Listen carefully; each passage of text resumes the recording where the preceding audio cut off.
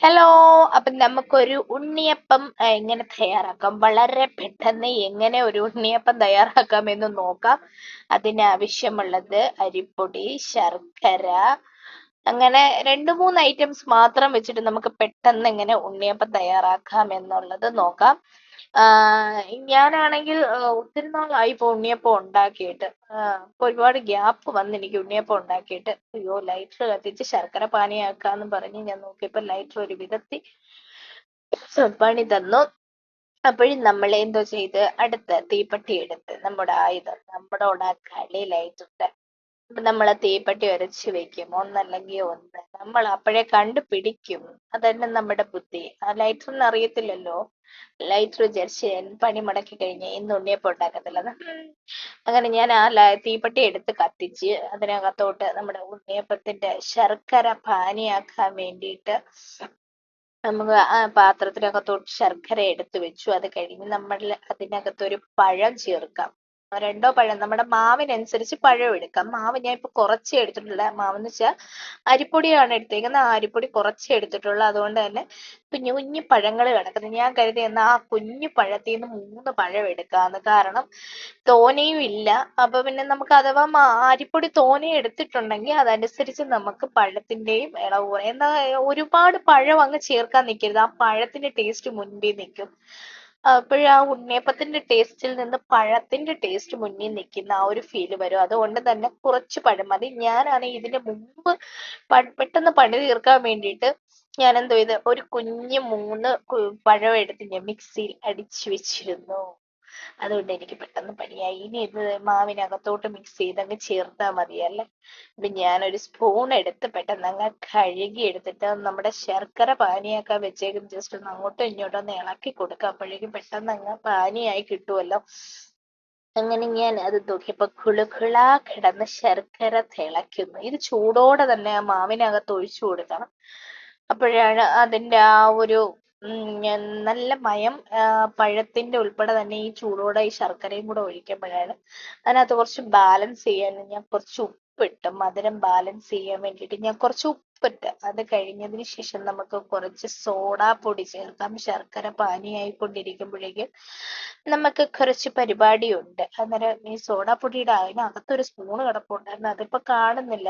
ഇനി അവരെടുത്തയാണോ ഞാൻ ഈ ടിന്ന് ക്ലീൻ ചെയ്യാന്ന് എടുത്തപ്പോ അത് കാണാതെ പോയതാണോ എന്നൊന്നും അറിയാൻ വയ്യ. പക്ഷെ ഞാൻ ഇവിടെ എല്ലാം തപ്പി നോക്കും അതിന്റെ ഇടയ്ക്കൂടെ സ്പൂൺ ഏത് വഴി പോയെന്നുള്ളത്. അതാകുമ്പോ നമുക്കൊരു പരുവുണ്ട് അതിനകത്തുനിന്ന് എടുക്കാൻ എപ്പോഴും. അങ്ങനെ നമ്മള് ശർക്കര പാനിയായി വന്നു. ആ ശർക്കര അങ്ങ് ഓഫ് ചെയ്തിട്ട് അത് കഴിഞ്ഞ് നമ്മൾ അടിച്ചു വെച്ചിരിക്കുന്ന പഴം നമ്മുടെ ഈ മാവിനകത്തങ്ങ് നല്ല രീതിയിൽ അങ്ങ് മിക്സ് ചെയ്ത് കൊടുക്കാം. മിക്സ് ചെയ്ത് കൊടുത്തിട്ട് നമുക്ക് ശർക്കര പാനിയാക്കിയത് നമ്മൾ അരിച്ച് വേണം ശർക്കര ഒഴിക്കാൻ വേണ്ടിയിട്ട്. അതിനകത്ത് മണ്ണും പൊടിയൊക്കെ ഉണ്ടാവും. അപ്പൊ അതൊന്നും നമുക്ക് ഇതിനകത്ത് പോവരുതല്ലോ.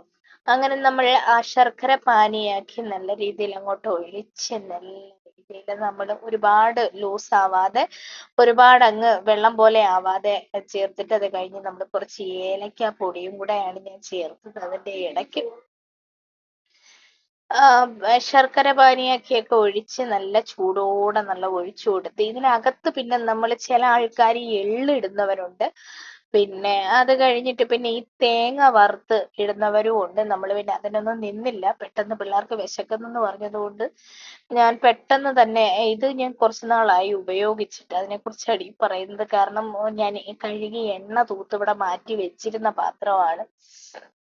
അപ്പോഴും പിന്നെ ഒത്തിരി നാളായി, ഒരുപാട് ഗ്യാപ്പ് വന്ന് ഞാനിപ്പോ ഉണ്ണിയപ്പം ഉണ്ടാക്കി 2-3 വട്ടം കണ്ട് ഉണ്ടാക്കിയിട്ടുണ്ട്. അത് കഴിഞ്ഞ് ഇപ്പൊ ഒത്തിരി നാളുകൾക്ക് ശേഷം വീണ്ടും എടുത്തതാണ്. വെക്കേഷനൊക്കെ വരുമ്പോഴല്ലേ നമ്മൾ ഇതൊക്കെ തപ്പുന്നത്. പിള്ളേർ വീട്ടിൽ ഇരിക്കുമ്പോൾ എന്തെങ്കിലുമൊക്കെ വൈകിട്ട് ചായയുടെ കൂടെ സ്നാക്സുകൾ ആക്കാൻ, അല്ലെങ്കിൽ അങ്ങോട്ടും ഇങ്ങോട്ടും ഒക്കെ ഓട്ടമല്ലയോ നമുക്ക്. വീണ്ടും വീണ്ടും വന്ന് നമ്മൾ ഓർക്കാതെ ലൈറ്ററാ എടുക്കുന്നത്. ലൈറ്റർ പണി മുടക്കി ഇരിക്കുവാണെന്നുള്ളത് ഓർക്കത്തില്ല, വീണ്ടും വീണ്ടും ഓടി വന്നാൽ ലൈറ്ററിലാ കൈ പോകും. അങ്ങനെ ഞാൻ വീണ്ടും തീപ്പെട്ടി എടുത്ത് ഉരച്ചു അതിനകത്തോട്ട് നമ്മുടെ ഉണ്ണിയപ്പ ചട്ടി അങ്ങ് വെച്ചു. വെള്ളം കുറച്ചുകൂടെ ഉണ്ടായിരുന്നു. അങ്ങനെ ആ ഉണ്ണിയപ്പത്തിന്റെ പാത്രം എടുത്ത് വെച്ചു. അത് കഴിഞ്ഞിട്ട് നമ്മള് ഇത് ഞാൻ കേക്ക് ഇതിന് മുമ്പ് ഉണ്ടാക്കിയിട്ടുണ്ട്. 1-2 തവണ ഉണ്ടാക്കിയിട്ട് ഫ്ലോപ്പ് ആയിട്ടുണ്ട്. പക്ഷെ റെഡി ആയിട്ട് വന്നിട്ടുള്ളത് കൊണ്ട് അപ്പോഴേ അതൊക്കെ നമുക്ക് ഇനി സമയം പോലെ ഓരോന്നോരോന്നൊക്കെ ചെയ്യും. അങ്ങനെ ഉണ്ണിയപ്പ ചട്ടിയൊക്കെ ചൂടായി വന്നപ്പോഴേക്കും ഒരു ഫോൺ ഓഫ് ആയിപ്പോയി. അപ്പോഴേക്കും ഞാൻ അടുത്ത ക്യാമറമാൻ അടുത്ത ഫോൺ എടുത്തോണ്ട് വന്ന് അപ്പോഴേക്കും ഞാൻ എണ്ണയെല്ലാം ഒഴിച്ചു കഴിഞ്ഞു. എന്നിട്ട് പറഞ്ഞു, യു എണ്ണ ഒഴിക്കുന്നത് വീഡിയോ എടുത്തില്ലെന്ന്. അപ്പോഴും ഞാൻ പറഞ്ഞ് അത് സാരമില്ല, ഞാനൊരു കിണ്ണത്തിൽ എടുത്ത് വെച്ചിട്ടുണ്ട് എണ്ണ, അപ്പൊ ഞാൻ കുറച്ച് എണ്ണ അങ്ങോട്ട് ഒഴിച്ചു കൊടുക്കാം, നീ അതുകൂടെ വീഡിയോയിലോട്ടൊക്കെ പകർത്തിക്കൊള്ളാൻ പറഞ്ഞു. അങ്ങനെ അതിന്റെയൊക്കെ ഫില്ലായി കിടക്കാനുള്ള അതിന്റെയൊക്കെ കുറച്ച് ഉള്ള സ്ഥലങ്ങളിൽ പിന്നെ ചിരിച്ചുകൊണ്ടിരിക്കുന്നു. ഞാനിപ്പോ ഉപയോഗിക്കുന്ന വെളിച്ചെണ്ണയാണ്. സൺഫ്ലവറിനകത്തും നമുക്കിത് പൊരിച്ചെടുക്കാം ഈ ഉണ്ണിയപ്പം. സൺഫ്ലവറും വെളിച്ചെണ്ണയാണ് കുറച്ചുകൂടെ നല്ലതെന്ന് തോന്നുന്നു. ഞാൻ പക്ഷെ എപ്പോ എടുത്താലും വെളിച്ചെണ്ണയിൽ തന്നെയാണ് ഉപയോഗിക്കുന്നത്. അങ്ങനെ അത് കഴിഞ്ഞ് നമ്മുടെ ഉണ്ണിയപ്പം ഓരോന്നോരോന്നായിട്ട് ഒഴിക്കാൻ തുടങ്ങി. നല്ല ഒരുപാടങ്ങ് ലൂസ് പോലെ ആവരുത്, ഒരുപാടങ്ങ് തിക്നെസ് ഭയങ്കര അങ്ങ് തിക്കും ആവരുത്, അത് ഭയങ്കര പാടായിരിക്കും. ഇതിപ്പോ എനിക്ക് പരുവത്തിന് കിട്ടിയ അതാ. നമുക്ക് എടുക്കുന്ന രീതി നമുക്ക് ശർക്കര പാനിയൊക്കെ ഒഴിച്ച് നമ്മൾ മിക്സ് ചെയ്യുമ്പോൾ നമുക്ക് അറിയാൻ പറ്റും. നമ്മൾ ഇങ്ങനെ കോരി ഇങ്ങനെ വീഴ്ത്താൻ തക്കിയ രീതിയിൽ വേണം നമുക്ക് മിക്സ് ചെയ്തെടുക്കാനുള്ളത്. അപ്പൊ ചിലതൊക്കെ അങ്ങ് വലുതായി പോകുന്നു. നിങ്ങൾ ഒഴിക്കുമ്പോൾ നല്ല സൂക്ഷിച്ചൊഴിക്കണം.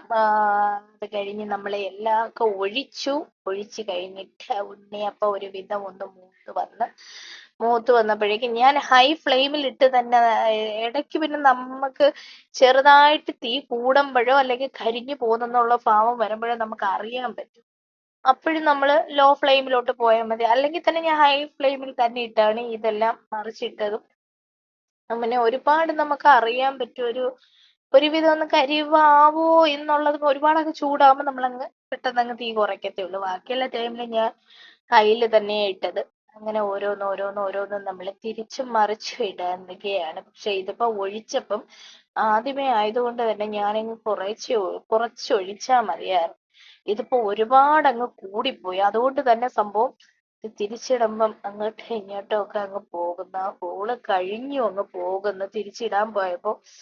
അതുകൊണ്ട് തന്നെ ഇനി ഒഴിക്കുമ്പം നമ്മുടെ ആ ഒരു പാത്രത്തിന്റെ വലിപ്പം അനുസരിച്ച് കുറച്ച് മാവ് ഒഴിച്ചു കൊടുത്താൽ മതി. എന്നാലേ അമ്മ ഇതിങ്ങനെ അങ്ങോട്ടും ഇങ്ങോട്ടും മിക്സ് ചെയ്ത് മാറ്റിയപ്പോ കയ്യും കാലും ഒക്കെ പുറത്തു വന്നതുപോലായി.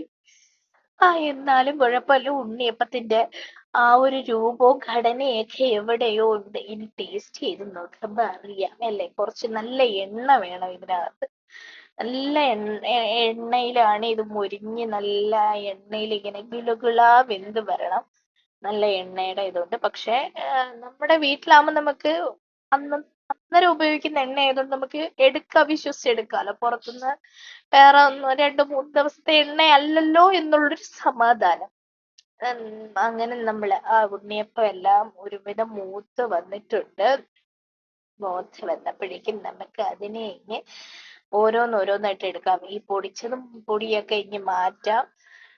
ഇനി അടുത്ത ട്രിപ്പ് എന്തായാലും ഒഴിക്കുമ്പോ കുഞ്ഞായിട്ട് ഒഴിക്കുക, ഇത്രയും വലുതായിട്ട് ഒഴിക്കണ്ട. അങ്ങനെ ഞാൻ ഓരോന്നോരോന്ന് ഒരു പാത്രത്തിലോട്ട് അങ്ങ് മാറ്റാമെന്ന് കരുതി.